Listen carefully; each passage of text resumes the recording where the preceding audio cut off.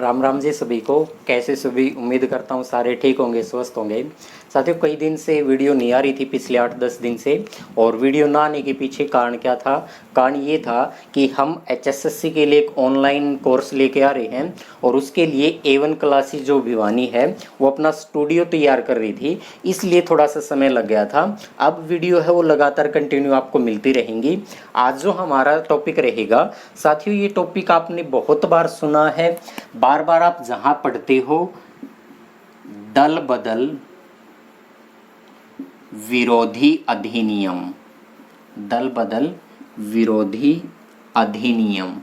जब भी आपके सामने कोई जिक्र इस प्रकार से आता है कि उस पार्टी के कुछ एक विधायक दूसरी पार्टी में शामिल हो गए, और आजकल सब एक जानते हैं कि राजस्थान जो है वर्तमान में इसी का शिकार हो रखा। राजस्थान की जो भी सरकार है वो इसी दल बदल के कारण ही थोड़ी सी चर्चा में आ रही है। साथियों, दल बदल जो विरोधी अधिनियम है, साथियों ये अधिनियम बना कब था? तो साथियों, दल बदल अधिनियम जो था ये 52वां संविधान संशोधन, 52वां संविधान संशोधन, 52वां कॉन्स्टिट्यूशनल अमेंडमेंट जो था राजीव गांधी की सरकार जो थी 1985 में, उस सरकार के द्वारा ये संसद से पास करवाया गया था। तो 82वां संविधान 52वां संविधान संशोधन विधेयक जो 1985 में पारित हुआ था, यहीं से ये क्या बन गया था? दल बदल विरोधी अधिनियम बन गया था। साथियों, मैं एक बात आपसे और थोड़ी सी डिस्कस कर रहा हूं, इसमें आप सब यहां पर देख पा रहे हैं दल बदल विरोधी अधिनियम। साथियों, कोई भी अधिनियम है वो अधिनियम कब अधिनियम होता है? हालांकि इसमें ये अधिनियम है, ये अधिनियम थोड़ा सा देखने में गलत लगता है। क्यों गलत लगता है? क्योंकि संविधान में जिस बात का उल्लेख होता है, संविधान में जिसका उल्लेख होता है, संविधान में जिसका उल्लेख होता है वो अधिनियम नहीं होता। क्या होता है? संविधान के अंदर जिसका उल्लेख होता है वो अधिनियम नहीं होता। अधिनियम क्या होता है? तो अधिनियम संसद के द्वारा निर्मित एक विधि है। संसद के द्वारा निर्मित एक विधि जो है, निर्मित एक विधि, और इसी एक निर्मित विधि को कहा जाता है अधिनियम। जो एक्ट होता है वो अधिनियम होता है। संसद के द्वारा निर्मित जो एक विधि है वो अधिनियम होता है, और जिसका संविधान के अंदर जिस बात का उल्लेख होता है, जिस भी का उल्लेख होता है वो क्या होता है? जिसका भी संविधान में उल्लेख होता है वो अधिनियम नहीं होता, फिर तो संविधान का भाग हो जाता है। और 52वां संविधान संशोधन जो था, इस 52वें संविधान संशोधन के द्वारा क्या किया गया था? संविधान के अंदर एक नई बात जोड़ दी गई थी। और नई बात कहाँ जोड़ी गई थी? तो संविधान की 10वीं जो अनुसूची है, संविधान की जो 10वीं अनुसूची है, उस 10वीं अनुसूची के अंदर इस दल बदल अधिनियम को जोड़ दिया गया था। ये अधिनियम नहीं है, ये इसका लोकप्रिय जो है, लोकप्रिय जो नाम पड़ा था वो 52वां संविधान संशोधन जो पारित हुआ था, उस 52वां संविधान संशोधन का जो ये लोकप्रिय नाम हुआ था, उसी कारण इसको अधिनियम कहा जाता है, दल बदल अधिनियम कहा जाता है। साथियों, ये दल बदल अधिनियम कहाँ किस प्रकार से लागू होता है, इसके बारे में आपसे थोड़ा सा और डिस्कस कर लेता हूँ। साथियों, जब भी जिक्र आता है किस बात का, कि दल बदल का जब भी जिक्र आता है, जब भी आप कहीं पर भी दल बदल को पढ़ते हैं, तो साथियों सबके दिमाग में एक चीज जरूर आ जाती है, आपको कहीं ना कहीं वो कहावत भी याद आ जाती है। और कौन सी कहावत है? कहावत ये है कि आया राम गया राम। साथियों, आया राम गया राम, आया राम गया राम। क्या आप इस नाम से वाकिफ हैं? ये कहावत है आया राम गया राम। तो साथियों, आया राम गया राम जो है, ये कहावत की शुरुआत कहाँ से हुई थी? और दल बदल अधिनियम जो भी हमारी संसद ने बनाया था, वो दल बदल अधिनियम कहें या 52वां संविधान संशोधन अधिनियम की आवश्यकता क्यों पड़ी थी? इसके पीछे कारण क्या रहा था? तो साथियों, कारण ये रहा था, आप सभी एक नाम से वाकिफ है, पेप्सू प्रांत। तो पेप्सू जो प्रांत था, इस पेप्सू प्रांत का विभाजन होकर, पेप्सू जो प्रांत था, इस पेप्सू प्रांत का विभाजन होकर, तो पेप्सू का विभाजन होके क्या बना था? एक पंजाब राज्य बना था, एक हरियाणा राज्य बना, पंजाब हरियाणा। साथियों, ये दोनों के दोनों क्या बने थे? राज्य बने थे। और इसी पेप्सू का एक हिस्सा जो हिमाचल प्रदेश था, हिमाचल प्रदेश। पेप्सू का एक हिस्सा था, कौन सा हिस्सा था? हिमाचल प्रदेश। साथियों, ये हिमाचल प्रदेश केंद्र शासित प्रदेश बना था, यूनियन टेरिटरी बना था। तो केंद्र शासित प्रदेश हिमाचल प्रदेश बना था। हरियाणा और पंजाब दो राज्य बने थे। साथियों, हरियाणा के बारे में आप सब जानते हैं, 1 नवंबर 1966 को हरियाणा जो है वो अलग राज्य के रूप में अपना अस्तित्व के अंदर आया था, अलग राज्य बना था। जब हरियाणा 1 नवंबर 1966 को अलग राज्य बना था तो हरियाणा के हिस्से के अंदर विधानसभा की 54 सीट आई थी। विधानसभा के अंदर कितनी सीटें आई थी? 54 सीटें आई थी। अगर मैं बात करूं वर्तमान की, तो वर्तमान में हरियाणा में जो है वो 90 सीट हैं। प्रावधान 90+1 का है। एक राज्यपाल द्वारा मनोनीत सदस्य है, जबकि हरियाणा की किसी भी विधानसभा में एक भी बार राज्यपाल के द्वारा एक सदस्य को मनोनीत नहीं किया गया है। हरियाणा के अंदर जनता के द्वारा निर्वाचित होने वाले जितने भी विधायक, उनकी संख्या कितनी है? 90। तो हरियाणा के अंदर वर्तमान में 90 है। अगले साल हरियाणा के अंदर 81 होगी थी। हरियाणा 1966 में बना था अलग राज्य, और अगले साल हरियाणा के अंदर सीटें जो विधानसभा की थी वो 81 होगी थी। तो साथियों, जब 81 सीटों के लिए चुनाव हुए थे तो हरियाणा के अंदर 81 सीटों में से सबसे बड़ा जो दल था, सबसे बड़ा दल जो था वो कांग्रेस का था। साथियों, सबसे बड़ा दल कांग्रेस का था और कांग्रेस को इन 81 सीटों में से 48 सीट मिली थी। तो कितनी सीट मिली थी? 48 सीट मिली थी। और साथियों, 16 सीट जो है, 16 सीट, ये 16 सीट किसके हिस्से में गई थी? ये 16 सीट गई थी निर्दलीय को प्राप्त हुई थी। और 12 सीट जो हैं, ये 12 सीट प्राप्त हुई थी आप सब एक नाम से भारतीय जनसंघ जो है, इस भारतीय जनसंघ को क्या हुआ था? 12 सीट प्राप्त हुई थी। और साथियों, 3 सीट जो है ये स्वतंत्र पार्टी को प्राप्त हुई थी। 3 सीट जो है ये स्वतंत्र पार्टियों को प्राप्त हुई थी। तो इस प्रकार से हरियाणा के अंदर 1967 में जब चुनाव हुआ था तो कांग्रेस को सबसे बड़ा दल जो था वो कांग्रेस का सबसे बड़ा दल था, उसमें 48 सीटें कांग्रेस को प्राप्त हुई थी। 16 सीट हुई थी वो निर्दलीयों को प्राप्त हुई थी, 12 सीट जनसंघ को प्राप्त हुई थी और 3 सीट स्वतंत्र पार्टी जो है उनको प्राप्त हुई थी। तो साथ इस प्रकार से ये थी। कांग्रेस के पास जब पूर्ण बहुमत आ गया था, साथियों पूर्ण बहुमत का होना चाहिए, जब 81 सीट थी तो 81 सीटों का 50% और जो भी आएगा उसमें एक जोड़ दिया जाएगा, यानी 81 सीट जो है उनका आधा और 50% और एक सीट, यानी आधा करेंगे तो 41 आ जाएगा। 41 आएगा, आप 40.5 नहीं लेंगे क्योंकि सीट या तो 40 होंगी या 41 होंगी, तो 41 सीट आ जानी है। और एक सीट अगर बराबर की स्थिति आ जाती है तो एक सीट, जबकि 81 है तो 40 के बाद बाकी बचेगा। अगर किसी को 41 प्राप्त होंगी तो 40 ही बचेगा। तो बहुमत के लिए सीट कितनी होनी चाहिए थी? 41 सीट। और कांग्रेस को कितनी मिली थी? 48 सीट मिली थी। और जब कांग्रेस को 48 सीट मिली तो कांग्रेस का हरियाणा के अंदर मुख्यमंत्री बना दिया गया था। और जो कांग्रेस का मुख्यमंत्री बना था भगवत दयाल शर्मा, आप सभी जानते हैं। साथियों, ऐसी स्थिति के अंदर आपने क्या देखना था? जब कांग्रेस के पास पूर्णतः बहुमत था, यानी कांग्रेस के पास क्या था? कांग्रेस के पास 48 सीट थी। और जब कांग्रेस के पास 48 सीट थी, कांग्रेस बहुमत में थी, कांग्रेस मेजोरिटी के अंदर थी, एक ही दल को पूर्ण बहुमत मिल चुका था। लेकिन मात्र 6-8 दिन में यानी 6-7 दिन के अंदर क्या हो गया था? कांग्रेस के 12 विधायक जो हैं, कांग्रेस के 12 विधायक क्या कर गए? कांग्रेस को छोड़ गए थे। 48 सीटों में से अब 12 सीट कम हो गई थी, तो कांग्रेस को ये 12 विधायक छोड़ गए थे और 12 विधायक जो हैं ये अलग पार्टी बना दी। और अलग पार्टी जब इन्होंने बनाई तो इन 48 सदस्यों में से एक सदस्य जो था वो फरीदाबाद से, आप सब जानते हैं, हसनपुर, फरीदाबाद, इस फरीदाबाद से एक सीट है हसनपुर। इस हसनपुर सीट से वो विधायक भी बने हैं और इस हसनपुर वाली सीट से जो विधायक बने थे उनका नाम था गयालाल। कौन सा नाम था? गयालाल। ये गयालाल जी भी क्या हुए? जब ये 12 विधायक यहाँ से छोड़ के कांग्रेस को अलग निकल गए और एक अलग पार्टी बना ली, तो ये गयालाल जो है ये भी उस अलग पार्टी के अंदर शामिल हो गए। लेकिन गयालाल के ऊपर कुछ ही समय के अंदर, यानी 1-2 दिन के अंदर इन पे क्या होया, यानी पार्टी का दबाव इनके ऊपर बना। और जब पार्टी का दबाव इनके ऊपर बना तो ये वापस क्या हो गए? कांग्रेस के अंदर शामिल हो गए। गयाराम कांग्रेस से निकल के बाहर आ गए थे इस पार्टी में शामिल होने के लिए, लेकिन इनके ऊपर दबाव बनाया गया, किसी प्रकार का पार्टी का दबाव आया और गयालाल जी वापस कांग्रेस के अंदर चले गए थे। जैसे आप सबने पढ़ा था कि 16 कौन थे? निर्दलीय थे। 16 निर्दलीय।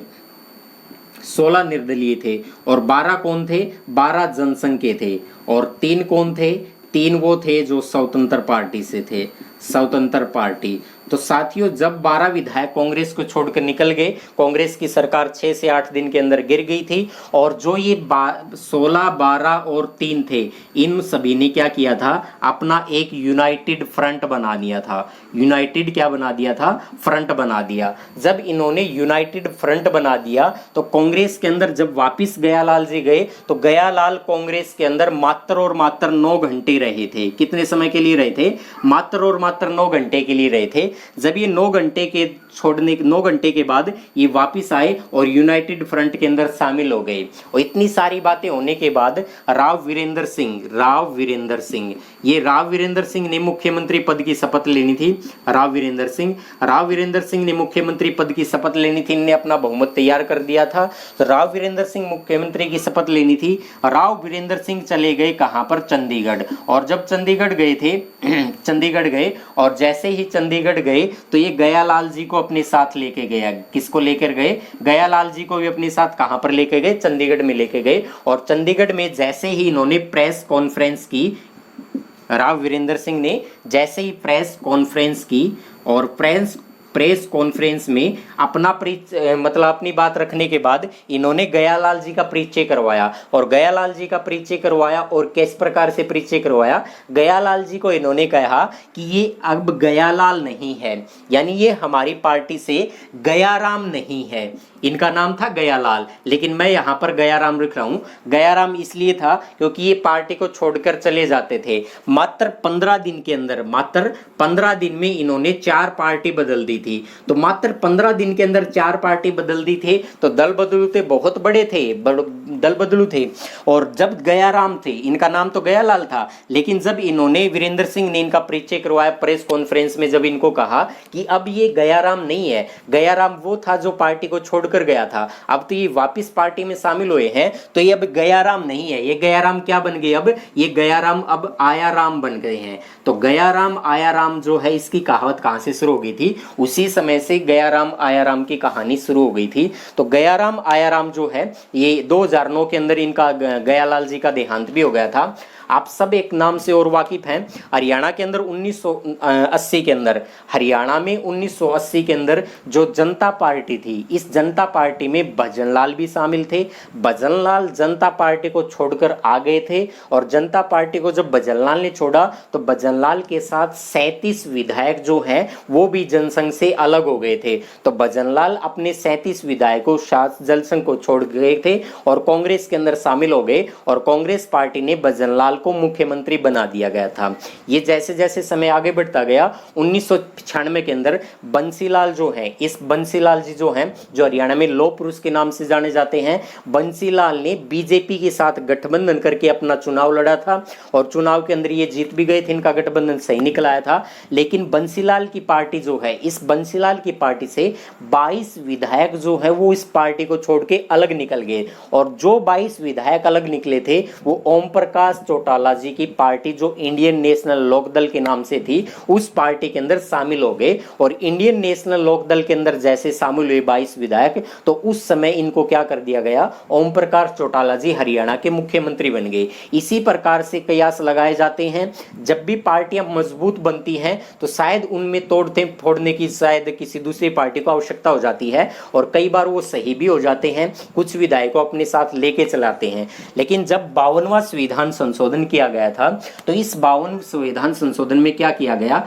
अगर कोई दल है, उस दल के विधायक जो हैं वो अपने 1/3 बहुमत से, यानी 1/3 बहुमत या 1/3 सदस्य जो हैं वो उस पार्टी को छोड़कर अगर दूसरी पार्टी में शामिल होते हैं या कोई नई पार्टी बनाते हैं तो उनके ऊपर दल बदल जो अधिनियम है वो दल बदल विरोधी अधिनियम नहीं लगेगा। लेकिन इसके बाद 2003 के अंदर इसमें फिर से अमेंडमेंट कर दिया गया। और क्या अमेंडमेंट कर दिया गया? अगर कोई दल है, उस दल से अगर कितने भी विधायक या केंद्र के अंदर बात करें तो सांसद अगर वो जा रहे हैं उस दल को छोड़कर, तो 2/3 बहुमत से अगर वो जा रहे हैं, यानी 2/3 सदस्य अगर वहां से छोड़कर जा रहे हैं, तो उनके ऊपर दल बदल का अधिनियम लागू नहीं होगा। साथियों, अब मैं थोड़ी सी और बात कर लेता हूं। और क्या बात कर लेता हूं? दल बदल के संबंध में हम बहुत सारी बातों को और जानेंगे, और दल बदल से संबंधित मुझे लगता है कि जितने प्रावधान और भी हैं, सारे के सारे बहुत इंपॉर्टेंट हैं।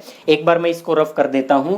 दल बदल जो है, सभी एक बात से वाकिफ रहना साथियों, कि दल बदल जो भी है ये हमेशा और हमेशा किसके ऊपर लागू होगा? ये हमेशा और हमेशा संसद के जो सदन के सदस्य हैं। दल बदल अधिनियम जो भी है, ये दल बदल अधिनियम हमेशा निर्वाचित सदस्य जो हैं, निर्वाचित सदस्यों पर लागू होता है। दल बदल जो है ये निर्वाचित सदस्यों पर लागू होता है, पार्टी के अन्य सदस्यों पर लागू नहीं होता। पार्टी के अन्य सदस्य, यानी पार्टी के जो निर्वाचित सदस्य हैं उन्हीं के ऊपर दल बदल का जो अधिनियम है वो लागू हो सकता है।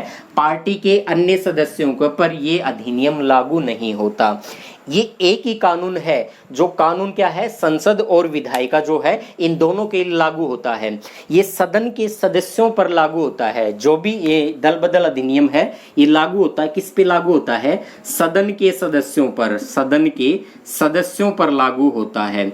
सदन के सदस्यों पर लागू होता है। सदन के ही सदस्यों पर क्या होता है? लागू होता है। अब आप कहेंगे सदन में तो जो सदस्य हैं वो सदस्य 3 प्रकार के सदस्य हैं। बिल्कुल सही है, सदन में जो सदस्य हैं वो 3 प्रकार के सदस्य हैं। सदन में कितने प्रकार के सदस्य हैं? 3 प्रकार के सदस्य। कौन कौन से 3 प्रकार के सदस्य हैं? एक दल के सदस्य हैं, एक तो कौन से हैं? दल के सदस्य, जो अनेक विभिन्न अलग अलग दलों से हैं, तो दल के सदस्य हैं। दूसरे कौन से हैं? दूसरे निर्दलीय सदस्य हैं। निर्दलीय सदस्य, यानी जो किसी भी दल से नहीं है, निर्दलीय सदस्य हैं। तो भाई साहब, तीसरे सदस्य कौन से सदस्य हो गए? तीसरे सदस्य वो सदस्य हैं जो मनोनीत सदस्य हैं। तो साथियों, मनोनीत सदस्य जो हैं, ये मनोनीत सदस्य तीसरे प्रकार के सदस्य हैं। अब जो भी दल बदल का नियम जो भी लागू होगा, वो इन संसद के 3 प्रकार के सदस्यों पर ही लागू होगा। ये किस प्रकार से लागू होगा, कैसे लागू होगा? तो साथियों, इसके बारे में और भी थोड़ा सा जान ले। ये लागू किस प्रकार से होगा? 3 प्रकार के सदस्यों पर तो लागू होगा, लेकिन किस प्रकार से लागू होगा?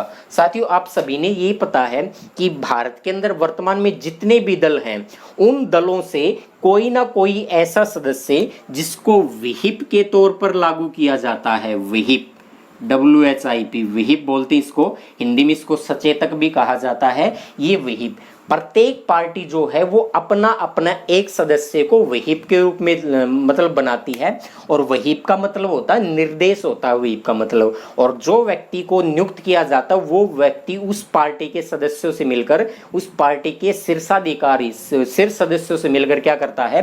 कुछ निर्देश जारी करता है, एक विहिप जारी करता है। अगर पार्टी का कोई भी सदस्य इस विहिप का उल्लंघन करता है तो माना जाता है कि उसने दल बदल कर लिया है, यानी विहिप का उल्लंघन करने पर यह समझा जाता है कि उस सदस्य ने दल बदल कर लिया है। तो इतनी सारी बातें आप सब जान चुके हैं।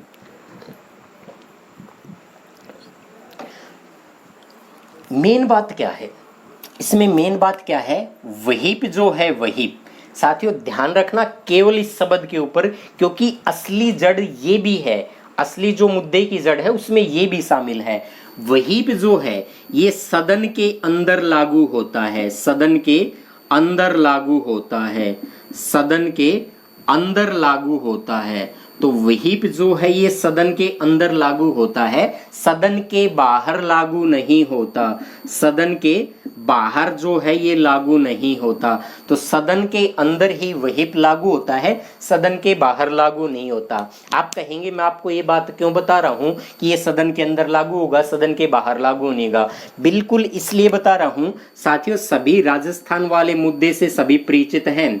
राजस्थान के अंदर जो वर्तमान में अशोक गहलोत जी की सरकार है, तो आप सभी को पता है अशोक गहलोत जो मुख्यमंत्री थे राजस्थान के, और उप मुख्यमंत्री जो थे सचिन पायलट। और आप सभी को पता है जुलाई 2020 के अंदर, जुलाई 2020 में सचिन पायलट जो हैं, इन सचिन पायलट ने क्या किया था, अपनी ही पार्टी से वॉयलेशन शुरू कर दिया था, किसी प्रकार का रिवोल्ट शुरू कर दिया था। वॉयलेशन कहना तो गलत होगा, रिवोल्ट करना शुरू कर दिया था। और सचिन पायलट का कथन क्या निकला था, जैसे ही राजस्थान की जो विधानसभा है, इस विधानसभा के स्पीकर जो है, स्पीकर सीपी जोशी साहब, स्पीकर सीपी जोशी ने से जब ये कहा कि सचिन पायलट और उनके समर्थकों पर क्या किया जाए, दल बदल का अधिनियम लागू किया जाए। क्यों? क्योंकि इन्होंने विहिप का उल्लंघन किया था। तो सचिन पायलट ने इसका क्या जवाब दिया था, सचिन पायलट ने ये कहा था कि हमने पार्टी के विहिप को माना या न माना ये आप ही खुद तय करेंगे,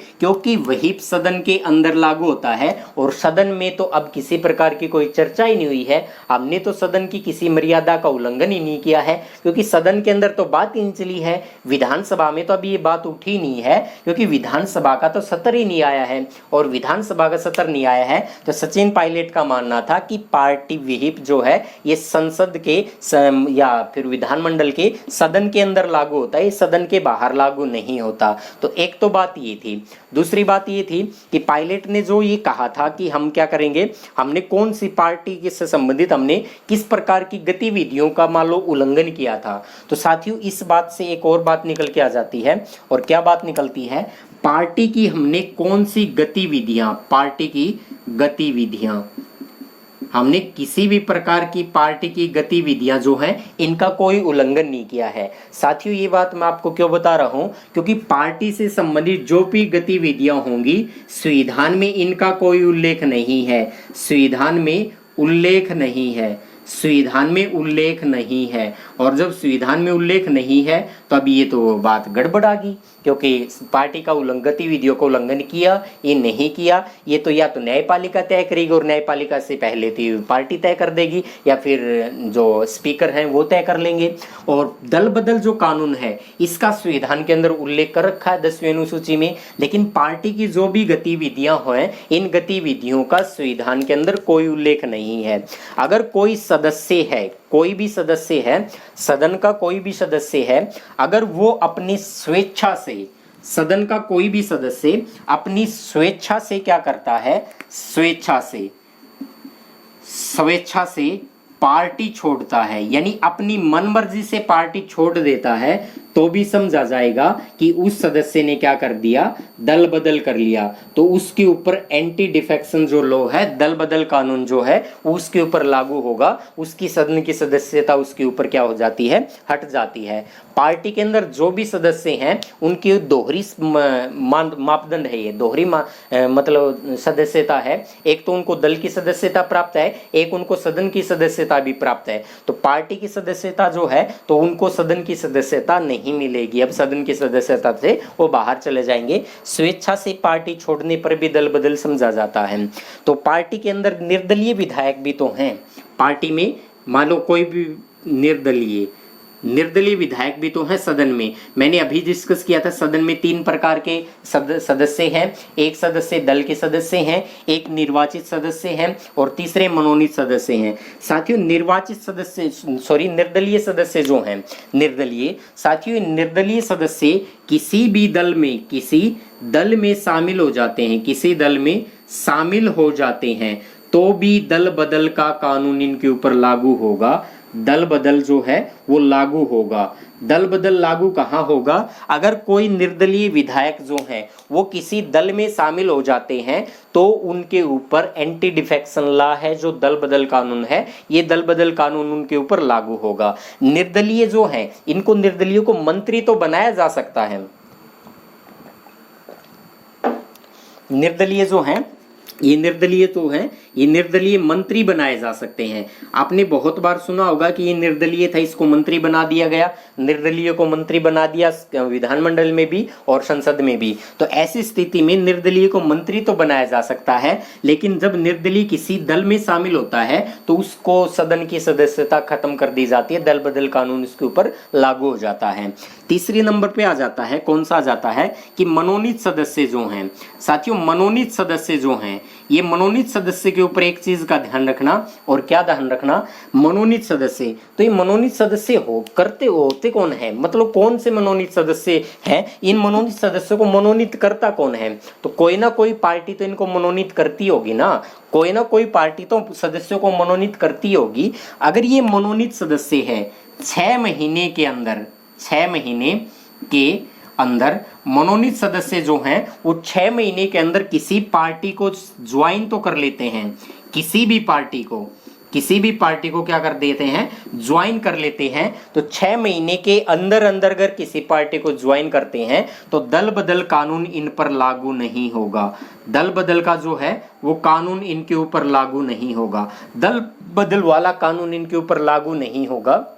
अगर 6 महीने के बाद अगर ये ज्वाइन करते हैं, जो 6 महीने के बाद ज्वाइन करते हैं तो इनके ऊपर भी दल बदल का कानून क्या होगा, वो लागू हो जाएगा, इससे पहले नहीं होगा। जैसे आपने नाम सुना है सचिन तेंदुलकर, सभी ने सुना होगा सचिन तेंदुलकर, 2000 तेंदुलकर, सचिन तेंदुलकर 2012 में राज्यसभा के सदस्य मनोनीत किए गए थे, और ये राज्यसभा के सदस्य जो मनोनीत किए गए थे तो एक कांग्रेस पार्टी ने इनको मनोनीत करवाया था या मनोनयन करवाया था। तो कांग्रेस पार्टी ने सचिन तेंदुलकर का जो मनोनयन करवाया था 2012 में, सचिन तेंदुलकर ने 6 महीने के बाद किसी अन्य पार्टी की कोई सदस्यता नहीं ली, तो माना गया कि सचिन तेंदुलकर को कांग्रेस ने मनोनीत किया है, तो सचिन तेंदुलकर कांग्रेस के साथ ही रहना समझते हैं, इसीलिए इन्होंने किसी पार्टी को अन्य को ज्वाइन नहीं किया था। अगर 6 महीने के अंदर कर लेते तो इनके ऊपर दल बदल कानून लागू नहीं होता, अगर 6 महीने के बाद करते तो इनके ऊपर दल बदल कानून लागू होता, तो इनकी सदस्यता, सदन की सदस्यता इनकी जा सकती थी। और क्या बातें हो सकती है साथियों, मनोनीत सदस्य आप भी हमने देख लिए। दल बदल से संबंधित कोई अपवाद भी है क्या, क्या कोई सदस्य इसका अपवाद है? बिल्कुल है। दल बदल जो है, इस दल बदल का अपवाद है, और अपवाद क्या है, दल बदल का साथियों अपवाद है। कौन सा अपवाद है? आप सब जानते हैं दल बदल के अंदर कोई अपवाद है, तो अपवाद कौन सा है? अपवाद सभी जानते हैं, जो स्पीकर है, स्पीकर, और जो डिप्टी स्पीकर है, डिप्टी स्पीकर। स्पीकर का मतलब हो गया साथियों अध्यक्ष, अध्यक्ष, और डिप्टी स्पीकर का मतलब हो गया उपाध्यक्ष, उपाध्यक्ष। तो साथियों ये अध्यक्ष और उपाध्यक्ष जो हैं ये इसके अपवाद हैं। किस कारण से अपवाद हैं? क्योंकि सभी एक बात जानते हैं, स्पीकर जो भी होता है वो किसी न किसी पार्टी का क्या करता है, प्रतिनिधित्व करता है। जो वो किसी पार्टी का प्रतिनिधित्व कर रहा होता है, और जब उसी व्यक्ति को क्या बना दिया जाता है, स्पीकर बना दिया जाता है, और स्पीकर के बारे में समझा जाता है, स्पीकर जो है वो उसकी भावना इस पार्टी से ऊपर हो चुकी है, स्पीकर की भावना उस पार्टी से ऊपर उठ चुकी होती है, तो स्पीकर के ऊपर ये दल बदल विरोधी कानून लागू नहीं होगा। डिप्टी स्पीकर के ऊपर भी ये दल बदल कानून जो है ये लागू नहीं होगा, क्योंकि ये चाहते हैं निष्पक्ष, माना जाता है जिस भी व्यक्ति को स्पीकर बना दिया गया अब वो निष्पक्ष स्वतंत्र भाव से क्या करेगा, सदन को सुचारू रूप से देखेगा, और सदन के अंदर जितने भी सदस्य हैं उनको एक ही नजर से देखने का प्रयास करेगा, क्योंकि वो अब उस पार्टी से ऊपर उठ चुका है, उस पार्टी से ऊपर उनका लेवल हो चुका है। लेकिन फिर भी वो किसी न किसी पार्टी का प्रतिनिधित्व करता है, लेकिन इनके ऊपर दल बदल विरोधी कानून, स्पीकर यानी जिसको अध्यक्ष कहा जाता है, डिप्टी स्पीकर जिसको उपाध्यक्ष कहा जाता है, इनके ऊपर ये कानून लागू नहीं होगा।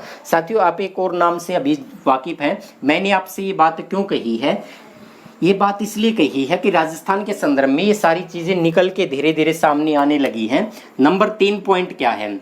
नंबर तीसरा पॉइंट आप मान सकते हैं विलय, और विलय का मतलब है मर्ज करना, विलय करना। अगर कोई भी दल है, अगर उस दल के 2/3 सदस्य, दल के 2/3 सदस्य अगर पार्टी छोड़ देते हैं, पार्टी छोड़ देते हैं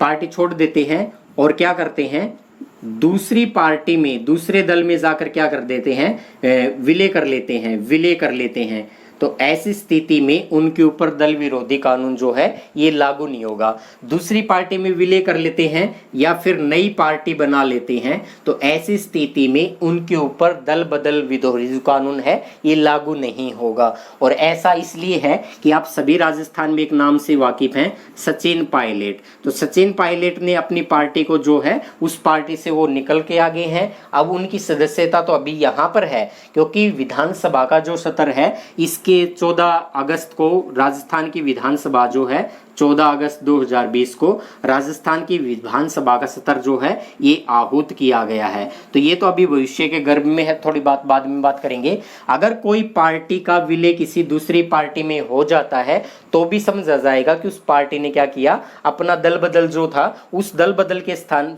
उस पार्टी ने क्या किया, अपने 2/3 सदस्य उस पार्टी को छोड़ के निकल आए, या तो किसी दूसरी पार्टी में उनका विलय हो गया या फिर 2/3 सदस्यों ने अपनी पार्टी बना ली। तो दोनों ही स्थितियों में दल बदल कानून जो है ये इनके ऊपर लागू नहीं होगा। राजस्थान के अंदर ये बात निकल के आती है। बहुजन समाज पार्टी जो है, इस बहुजन समाज पार्टी के 6 विधायक थे, 6 विधायक, और ये 6 के 6 विधायक 2019 में कहां पर आ गए थे, कांग्रेस में शामिल हो गए थे। और जैसे ही कांग्रेस में शामिल हो गए तो अब जाकर ये थोड़ी सी बात उठ गई है कि 6 विधायक जो शामिल हुए थे, इन 6 विधायकों की क्या की जाए, सदस्यता रद्द कर दी जाए, सदन की सदस्यता इनकी रद्द कर दी जाए। क्यों कर दी जाए उसके ऊपर भी मैं थोड़ी देर में बात करूंगा। अगर मैं बात करूं राजस्थान के बारे में, पूरे प्रकरण की बात करूं, तो राजस्थान के अंदर आप सभी जानते हैं कि 2018 के अंदर राजस्थान विधानसभा के चुनाव हुए थे, और 2000 में जैसे चुनाव हुए थे तो सबसे बड़ा जो दल वहां से निकला था वो कांग्रेस का दल था। कांग्रेस को स्पष्ट बहुमत नहीं मिला था, 99 सीट आई थी, 1 सीट के लिए उपचुनाव हुआ था, वो भी कांग्रेस के खाते में आ गई, तो 100 सीट कांग्रेस के पास होगी। और किसी भी पार्टी को स्पष्ट बहुमत प्राप्त करने के लिए कुल विधानसभा सीटों का 50% प्लस 1 यानी आधे 50% यानी 200 है तो उसका 100 और प्लस 1 101 सीट होनी आवश्यक है। तो इस प्रकार कांग्रेस सबसे बड़ा दल निकला था, और कांग्रेस ने अपना मुख्यमंत्री और कई जैसे ऊपर तली चलता रहा था कई दिन तक ये वाद विवाद, और बाद में कांग्रेस ने अपना एक चेहरा सामने कर दिया था मुख्यमंत्री का, और मुख्यमंत्री बना दे अशोक गहलोत जी। सब कयास लगा रहे थे कि सचिन पायलट को मुख्यमंत्री बनाया जाएगा, सचिन पायलट मुख्यमंत्री बनेंगे, लेकिन आखिरकार में अशोक गहलोत मुख्यमंत्री बन गए, और सिलसिला आगे चलता गया। जैसे ही ये 6 विधायक बीजेपी बहुजन समाज पार्टी के थे, ये भी 2019 में कांग्रेस में शामिल हो गए थे, और जनवरी 2020 में इन 6 विधायकों को कांग्रेस की विधिवत जो है ये मतलब सदस्यता दे दी गई थी। और मार्च के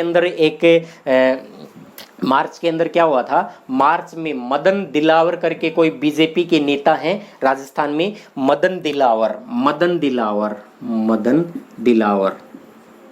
ये मदन दिलावर क्या है, ये बीजेपी के नेता है राजस्थान से। इन मदन दिलावर ने विधानसभा स्पीकर को लिखा, एक पत्र लिख के ये कहा कि इनकी सदस्यता खत्म कर दी जाए, इनकी सदस्यता समाप्त कर दी जाए। क्यों कर दी जाए मैं थोड़ा सा आगे बढ़ के उसके ऊपर डिस्कस भी करूंगा। राजस्थान जो है, इस राजस्थान में अब 14 अगस्त 2020 को राज्यपाल ने क्या किया है, मुख्यमंत्री को कहा कि आप अपना क्या करें, ये सत्र को बुलाएं, और सत्र में हो सकता था शक्ति परीक्षण भी हो जाए। शक्ति परीक्षण किस प्रकार का, क्योंकि बहुमत साबित करने की नौबत आ भी सकती है। तो साथियों 6 विधायक जो हैं, ये 6 विधायकों के ऊपर भी क्लेम किया जा रहा है, 6 विधायक बीएस बहुजन समाज पार्टी के थे। और मैंने यहाँ कहा कि 2/3 सदस्य अगर किसी पार्टी से चले जाते हैं, यानी बहुजन समाज पार्टी के तो 6 विधायक थे, अगर 6 विधायकों में से 2/3 विधायक का मतलब 4 विधायक भी समाज पार्टी को छोड़ के किसी अन्य दल में शामिल हो जाते तो भी उनके ऊपर कोई किसी प्रकार की आंच नहीं आनी थी। लेकिन यहाँ तो 6 विधायक थे, 6 के 6 विधायक क्या चले गए थे, कांग्रेस में शामिल हो गए थे। साथियों उन 6 विधायकों की मैं आपको नाम भी बता देता हूँ, आप स्क्रीन पे भी वो नाम देख रहे हैं। उनमें एक नाम था राजेंद्र गुड्डा, एक नाम था जोगेंद्र सिंह आवाना, एक नाम था वाजिद अली, और एक नाम है लाखन सिंह मीणा, संदीप यादव और दीपेंद्र खेरिया जो हैं, ये 6 बीजेपी के विधायक जो कांग्रेस में शामिल हुए थे वो थे। जनवरी 2020 में इनको कांग्रेस की क्या दिला दी थी, सदस्यता दिला दी थी। मार्च 2020 में बीजेपी के दिलावर ने क्या कर दिया था, बीजेपी अध्यक्ष को सीपी जोशी को क्या कर दिया, पत्र लिखकर कहा कि इनकी सदस्यता दल बदल कानून के अंतर्गत समाप्त कर दी जाए। अब जुलाई के अंदर सारा प्रकरण थोड़ा सा और चेंज हो गया था जब सचिन पायलट ने अपनी पार्टी से रिवोल्ट कर दिया था, और इन्होंने बहुत पहले भी एक बात अपनी पार्टी के खिलाफ कर दी थी। जैसे अपनी कोटा के अंदर वो बहुत सारे छात्रों के ऊपर इस प्रकार का मामला आया था, तो भी आपने जाना होगा सचिन पायलट ने अपनी पार्टी का दोष भी बताया था उसके अंदर, और ये सारी चीजें चलती गई। अभी वर्तमान में राजस्थान का जो हाई कोर्ट है, इस राजस्थान के हाई कोर्ट ने भी अलग अलग प्रकार की क्या की है, राजस्थान के हाई कोर्ट ने विधानसभा स्पीकर को और वहां के सेक्रेटरी को भी क्या किया था, पत्र लिखा था, भेजा था, और विधानसभा का सत्र आउट करने के लिए भी कहा था। और साथियों सबसे बड़ी बात क्या है कि जब भी सत्र आउट होगा तो बीएसपी के 6 विधायक जो हैं इनको कांग्रेस के द्वारा भी व्हिप जारी कर दिया गया है, और मायावती जी के द्वारा भी क्या कर दिया गया है, व्हिप जारी कर दिया गया है। मायावती के द्वारा जो व्हिप जारी किया गया है, उस व्हिप में कहा कि आपको मुख्यमंत्री के खिलाफ वोटिंग करनी है, मुख्यमंत्री के साथ वोटिंग नहीं करनी। अगर ये मायावती का अगर व्हिप का पालन करते हैं, क्योंकि मूलतः पार्टी तो वही थी इनकी और बाद में कांग्रेस में शामिल हुए थे, और भारत का संविधान इस संदर्भ में क्या कहता है, अगर किसी भी पार्टी के 2/3 सदस्य किसी अन्य पार्टी में शामिल हो जाते हैं तो माना जाएगा उस पार्टी का मर्जर हो चुका है, उस पार्टी का विलय हो चुका है। और मायावती ने कहा था कि हमारी पार्टी तो एक राष्ट्रीय स्तर की पार्टी है, और हमारी पार्टी के केवल ये राजस्थान के 6 विधायक जो थे ये कांग्रेस में शामिल हुए थे, हमारी पार्टी शामिल नहीं हुई थी। लेकिन ये सारी बातें तो अभी भविष्य के गर्भ में है, किस प्रकार से न्यायपालिका इसके ऊपर देख सकती है। क्यों देख सकती है? क्योंकि संविधान तो कहता है इस पूरे मामले की जांच करना जो है वो किसका काम है, स्पीकर का काम है, और स्पीकर का काम है। स्पीकर तो जांच करने में आपको पता है पूरा का पूरा 5 साल निकाल देता है। एक विधानसभा जो है इसका पूरा का पूरा एक कार्यकाल निकाल देता है, और तब तक भी उसकी जांच नहीं करता। तो न्यायपालिका ने मणिपुर के अंदर भी ऐसी एक बात रखी थी, मैं उसके ऊपर भी बात कर रहा हूं। मणिपुर के अंदर क्या कहा था, मणिपुर के अंदर एक नाम आपने सुना होगा, किहोतो होलोहान, किहोतो होलोहान, किहोतो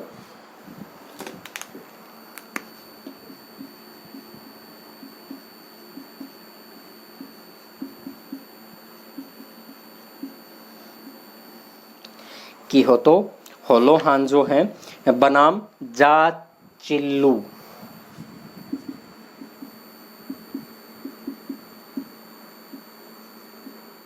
बनाम जाचिल्लू जो है मामला 1992 का ये मामला था।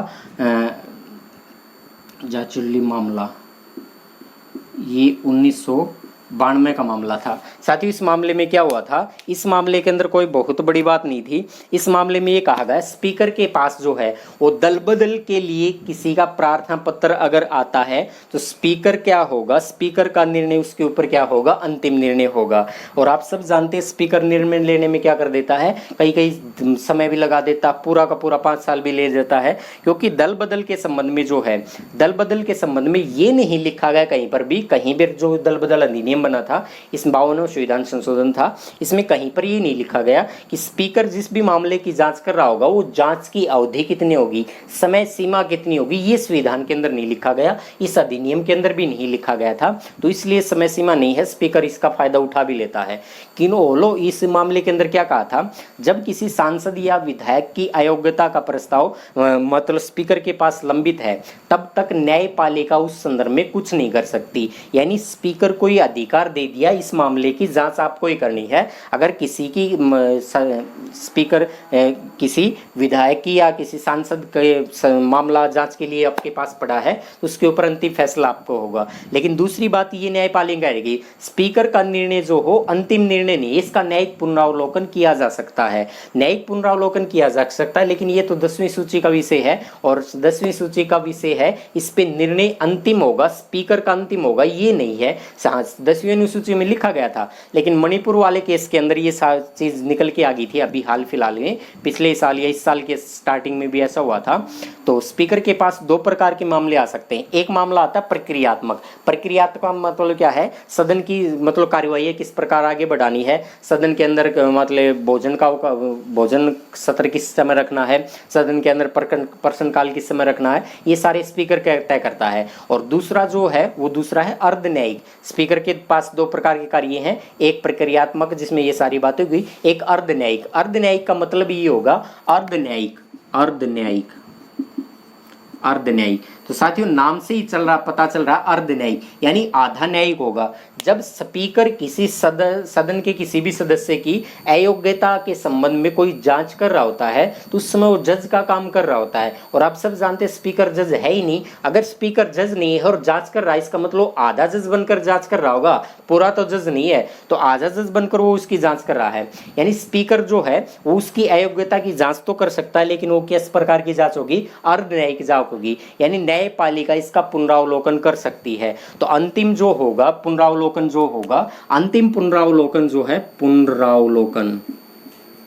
अंतिम पुनरावलोकन जो है न्यायिक पुनरावलोकन जिसे कहते हैं, जुडिशियल रिव्यू जिसको बोलते हैं, न्यायिक पुनरावलोकन जो होगा वो हमारा सुप्रीम कोर्ट करेगा, माननीय सुप्रीम कोर्ट इसके ऊपर करा गए।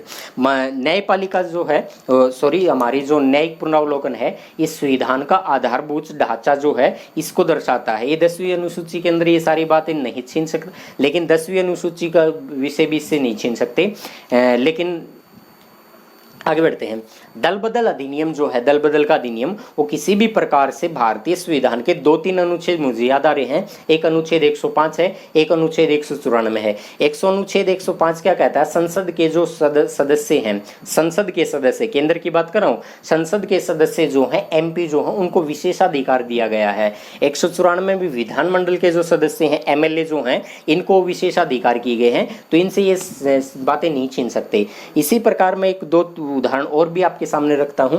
और कौन से उदाहरण रखता हूं, भारतीय संविधान का एक अनुच्छेद है 212, भारतीय संविधान का अनुच्छेद 212 है और अनुच्छेद है 122। साथियों 122 अनुच्छेद क्या कहता है, 122 अनुच्छेद ये कहता है कि संसद के अंदर जो भी कार्यवाहियां चल रही हैं, संसद के अंदर जो भी कार्यवाहियां चल रही हैं, उन कार्यवाहियों का मतलब न्यायपालिका उनमें हस्तक्षेप नहीं कर सकती। तो 122 तो कहता है कि संसद की कार्यवाहियों में न्यायपालिका हस्तक्षेप नहीं कर सकती, या संसद में की कार्यवाहियों की न्यायपालिका जांच नहीं कर सकती। और अनुच्छेद 212 में क्या कहा गया था, विधानमंडल या विधानसभा जो है, विधानमंडल लिख देता हूं मैं, विधानमंडल की जो कार्यवाहियां होंगी इसमें न्यायपालिका इनकी हस्तक्षेप नहीं कर सकती, इनकी जांच नहीं कर सकती। तो ये दो अनुच्छेद भी इसलिए इंपॉर्टेंट हो जाता है। और साथियों 2020 के अंदर जो मणिपुर के एक विधायक का मामला आया था, इसमें न्यायपालिका ने कहा कि अब समय आ गया है, और क्या समय आ गया है कि दल बदल का निर्णय अब स्पीकर के पास ना होगा। हमें आवश्यकता है, किस बात की आवश्यकता है, हमें आवश्यकता है और किस बात की आवश्यकता है, एक स्वतंत्र जो है वो एक प्रकरण, एक अधिकरण बनाने की आवश्यकता है, एक स्वतंत्र निष्पक्ष अधिकरण बनाने की आवश्यकता है, एक स्वतंत्र निष्पक्ष अधिकरण, ट्रिब्यूटरी अधिकरण बनाने की क्या है, आवश्यकता है। तो ये अधिकरण जो बनाया जाएगा, ये अधिकरण किस प्रकार से बनाया जाएगा, पहले तो ये चल रहा था, इसके अंदर जो अधिकरण बनाया जाएगा उसके अंदर चुनाव आयोग जो है, चुनाव आयोग, ये चुनाव आयोग क्या होगा, ये चुनाव आयोग जो है, चुनाव आयोग क्या है, चुनाव आयोग जो है ये स्पीकर चुनाव आयोग जो है स्पीकर के निर्णय के बाद सांसद और जो विधायक हैं, सांसद और विधायक जो हैं, ये इन विधायकों की क्या करेगा, अयोग्यता की जांच करेगा, अयोग्यता की क्या करेगा, जांच करेगा। साथियों आप सब जानते हैं चुनाव आयोग जो है, चुनाव आयोग राष्ट्रपति के कहने के ऊपर काम करता है। और साथियों सब जानते हैं राष्ट्रपति को सलाह कौन देता है, तो राष्ट्रपति को सलाह देता मंत्रिमंडल सलाह देता है, और मंत्रिमंडल के अंदर फिर सरकार के लोग आ जाते हैं। तो इस प्रकार से ये तो सारी चीज गड़बड़ हो जाएगी। स्वतंत्र निष्पक्ष अधिकरण बनाया जाएगा, उस अधिकरण के अंदर कौन शामिल होंगे, उसमें शामिल होंगे सुप्रीम कोर्ट, हाई कोर्ट के रिटायर्ड जो भी जज होंगे वो इस अधिकरण के अंदर शामिल होंगे, और बहुत जल्द ये अधिकरण बनने वाला है, ट्रिब्यूटरी जो है ये बनने वाला है। इससे सांसद विधायकों की जो अयोग्यता है इसकी जांच करने की उनके पास मतलब जांच की जा सकती है। और जो अधिकरण बनेगा उसमें सुप्रीम कोर्ट, हाई कोर्ट के रिटायर्ड जज शामिल होंगे। इसमें सरकार का कहीं रोल अब दिखाई नहीं देगा। साथियों, इतनी सारी बातें थी, आपने इतनी देर तक मुझे सुना और संविधान के अंदर बहुत सारे अच्छी अच्छी बातें और भी लिखी गई थी। समय समय के ऊपर हम जो जो नए नए मुद्दे आएंगे उनके ऊपर बात करते रहेंगे। तो आज के लिए इतना ही। जय हिंद, जय भारत, जय हरियाणा, जय हरियाणवी संस्कृति।